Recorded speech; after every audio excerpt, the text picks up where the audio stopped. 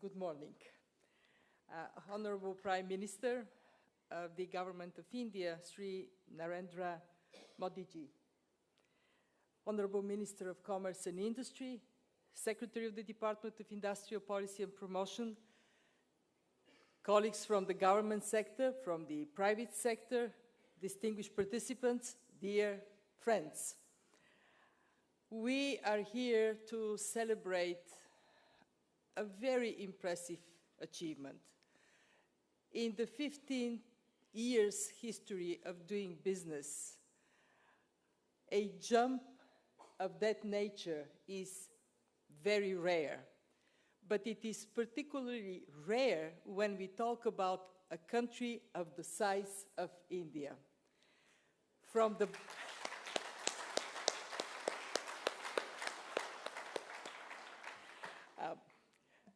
I understand that in a cricket-loving nation, hitting a century is a very important milestone.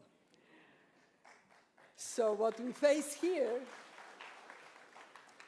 is an incredible achievement, and it is only appropriate we celebrate it in the hometown of the Blue Team India.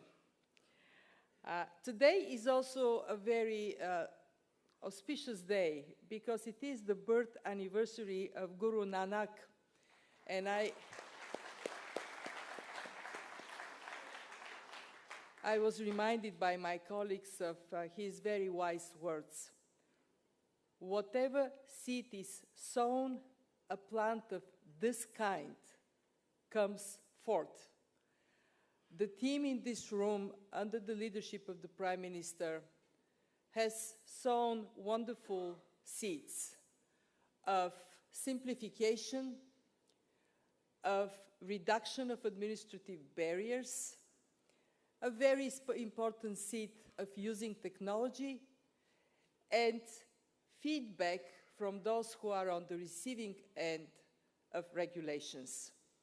And what we see is a chance to harvest the fruits of hard work, which places the confidence of India one notch higher. What is very important for us from the World Bank is to recognize that high-level ownership and championship of reforms is critical for success. And there is no better evidence of this than the fact that the Honorable Prime Minister himself is in the room with us. Thank you, Prime Minister. Thank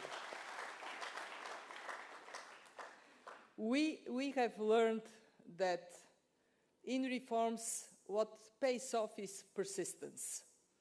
But we also learned that persistence needs to be fed with success. And what we are recognizing in India is that this success today is to be turned into more energy in reforms for the future. Let me make 3 points in front of this distinguished audience. The first one is that we look at doing business achievements in a broader context. What we are seeing is a remarkable overall success story of India. Extraordinary achievements. In the last 3 decades, the per capita income has quadrupled, 4 times higher than it was. And it was done with an eye on lifting out of poverty people that have been left furthest behind. 160 million just in recent years left this space of destitution that reduces not only well-being, but the ability of people to contribute to their economy. And we know that there is a very strong ambition that extreme poverty would be history in India. The target date that was set, 2026, I understand the Prime Minister intends to shorten to 2022. And given the track record so far, I have no doubt that would be possible. And I have no doubt that when India hits another century, the century of independence in 2047, most people in India would be part of the global middle class. India will be a high middle income country. But that success could only be secured if there is perseverance where it matters the most, reforming the policy environment and the institutional framework to deliver on policies in India. The GST reform creates an incredible opportunity for India to grow through a unified internal market. As an European, I witnessed how a unified internal market in Europe has contributed tremendously to the well-being of the European people. And I have no doubt the same would be happening here in India. Match this ambition is the dedication of India to high-quality infrastructure, one that allows this large country to be connected and matches with infrastructure the ambition for internal market.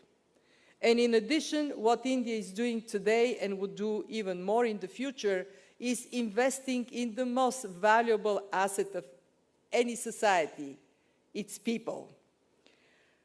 Investing in early childhood development, investing in the skills, incredible progress in this area, investing in women to be part of the labor force. There is more space for that, and I know, Prime Minister, you intend to use it. And last but not least, investing in the health of nation, including through a very ambitious program in sanitation in rural areas. And that all is combined with a dedication to make sure that India's federalism works for India, that the strength of cooperative and competitive federalism is a foundation for more progress in the future. So let me move to my second point. Where does doing business fit in this big picture? Well, doing business is a very pragmatic and tangible way to demonstrate that progress is being made and that businesses and through businesses the whole of Indian society is to benefit. We have an impact of reforms on foreign investors. Just in the last 3 years of your government, Prime Minister, we have seen almost doubling of foreign direct investment from 36 billion in 13-14 to 60 billion this last year. And that doing business underpins quite significantly. But more important than even foreign investment is what happens with domestic investments. What is the well-being of firms in India? We are confident that the ease of doing business is contributing to addressing a particular challenge in India, which is size of firms. In India, nearly 2/3 of private sector jobs are in firms with less than 6 workers, and in the most common size of a firm is a person of 1. Well, if we want the economy to grow, more jobs to be created, we ought to see an increase of size of firms and their capacity to generate employment. And we believe doing business is contributing and will continue to contribute to that. And finally, we see doing business adding gasoline to this engine of competitiveness among states. I look at the audience. I understand there are representatives of practically all states of India, and I wish you all the best competing with each other. May the best state win. Let me finish with my third and last point, the road ahead. One thing I ought to share with you is that the higher you go, the tougher it is to move even higher. It is like climbing a mountain. You're closer to the top, it is hard. So it would be absolutely paramount to strengthen the commitment to reforms and to be clear that if we are to see an increase next time around, we have to be not only implementing good reforms, but making sure that the feedback mechanism from those that are beneficiaries of reforms sends the right signal. We have identified a couple of areas, construction permits, property registration, enforcing contracts, as areas where further progress is needed and it is possible. And I, on behalf of my colleagues from the World Bank, we have our country director here. Junaid, stand up for people to see you. If you need anything from us, this is the man to call. We actually also have our vice president of the region here with us. Our full, unwavering commitment to be with you. A friend in need is a friend indeed.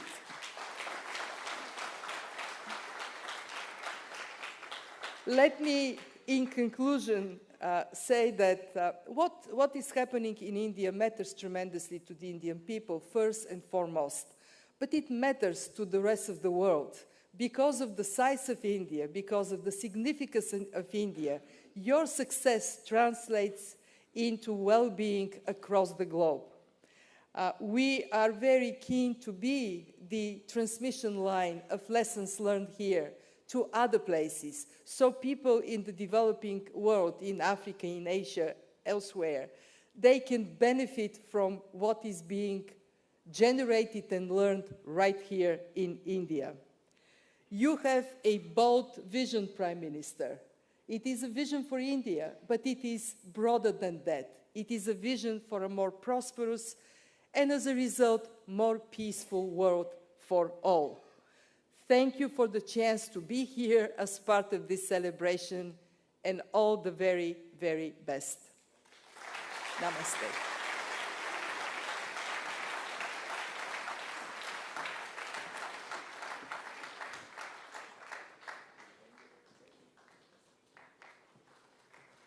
Thank you, ma'am.